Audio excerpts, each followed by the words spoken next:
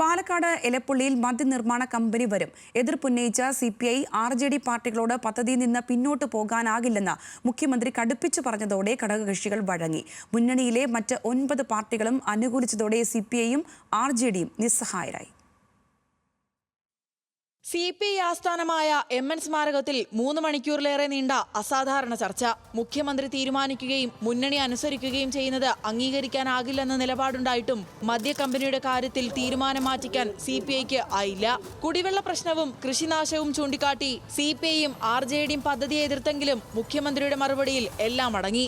മന്ത്രിസഭ എടുത്ത തീരുമാനമാണെന്നും അതിൽ നിന്ന് പിന്നോട്ട് പോകാനാകില്ലെന്നും മുഖ്യമന്ത്രി കടുപ്പിച്ചതോടെ പദ്ധതിയുമായി മുന്നോട്ടു പോകാൻ ഇടതുമുന്നണിയിൽ സമവായം.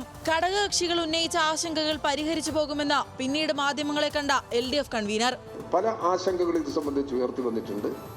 കുടിവെള്ളത്തെ ബാധിക്കുമോ, കൃഷിയെ ബാധിക്കുമോ?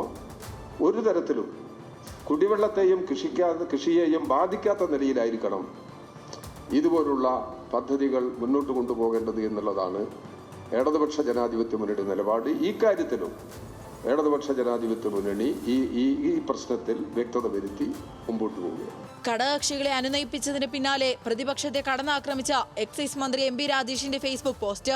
മദ്യക്കമ്പനി വിഷയത്തിൽ സംവാദത്തിന് ക്ഷണിച്ചിട്ടും പ്രതിപക്ഷ നേതാവോ രമേശ് ചെന്നിത്തലയോ തയ്യാറാകാത്തതിന് മന്ത്രിയുടെ പരിഹാസം. വെല്ലുവിളി ഏറ്റെടുക്കുന്നതിന് പകരം ആളെ അയക്കാമെന്ന് പറയുന്നത് എന്ത് മര്യാദയാണെന്ന് MP രാജേഷ് ചോദിച്ചു.